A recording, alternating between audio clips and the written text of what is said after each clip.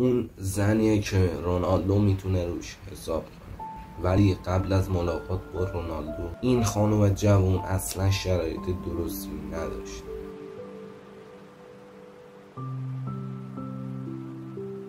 های گایز، هرچی هستید دلتون خوب عالی باشه. تیزینزا هستم. امروز اومدیم با یه ویدیوی خفن. امیدوارم تا انتهای ویدیو رو ببینید و خوشتون بیاد. دلیل نخریدن کریستیانو رونالدو برای پسرش موبایل رو در 2 ویدیوهای قبل گفتم. کسانی که ندیدن میتونن برن تماشا.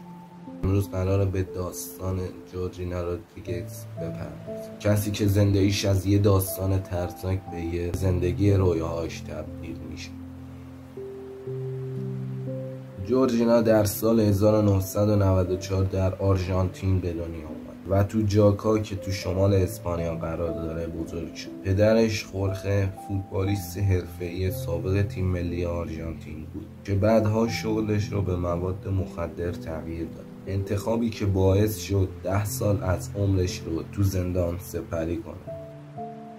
از همون سنین کودکی جورجینا با مادر و خواهرش تنها زندگی می‌کرد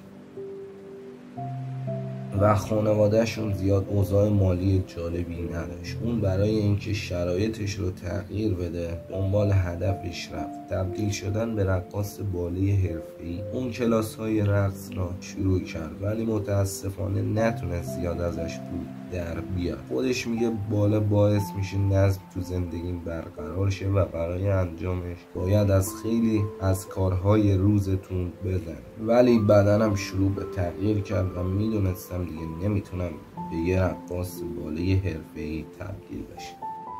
اون میدونست پدر و مادرش چه کارهایی براش انجام دادن و میخواست زندگیش رو تغییر بده. بال ورزش خیلی گرونه و والدینم از خیلی چیزا به خاطر من زدن و اینو میدونستم و میخواستم با بهترین روش ممکن براشون جبران کنم و اینطور شد که تمرکزش رو روی باله گذاشت و باز هم برای موفق شدن به پول زیادی نیاز داشت. تو سال 2011 اتفاق دردناکی برای جورجینا افتاد. مادرش توی یه تصادف وحشتناک از دنیا رفت ولی اون تسلیم نشد. کارش رو به عنوان خدمتکار توی یه رستوران محلی شروع کرد. بعد به انگلیس رفت و وقتی به اسپانیا برگشت چندین مهارت مختلف رو یاد گرفته بود.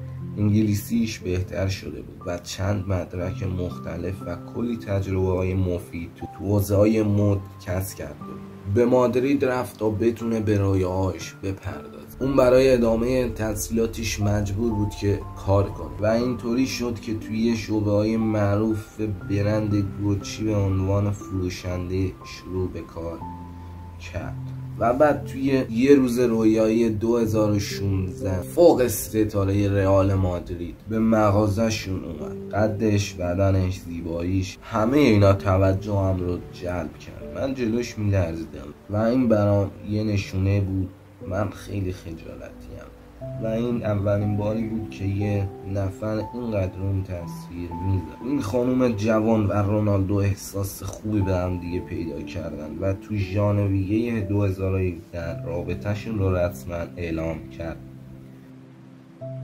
تو جشن توپ طلای اون سال با هم شرکت کرد. جورجینا هیچ وقت تصورش رو هم نمی‌کرد که چه آینده‌ای منتظرشه. خبرنگارا، طرفدارا، روزنامه نگارا همه میخواستن اون کیه و برای کسی که میخواد زندگی عادیش ادامه پیدا کنه واقعا کابوس وحشتناکیه. این دختر اسپانیایی خیلی اذیت میشه. شرایط زندگیم واقعا غیر قابل تحمل شد. مردم همه جا دنبالم بودن و همه به هم زنگ میزدن. خبرنگارا به فروشگاه می اومدن و وانمود می کردن که مشتری من. یواش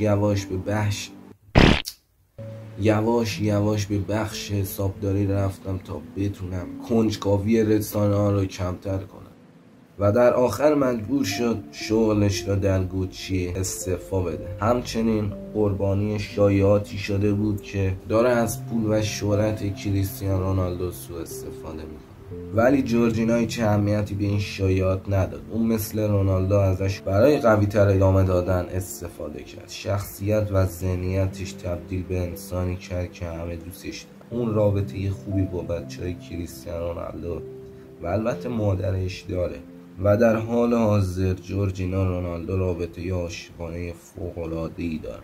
حالا اون بزرگترین حامی رونالدوه و هر کجا و هر جا که اون بره همراهیش میکنه. ستاره پرتغالی هم میدونه چقدر آدم خوش شانسیه. اون کسی رو کنارش داره که خودش با مشکلات زیادی دست و پنجه نرم کرده.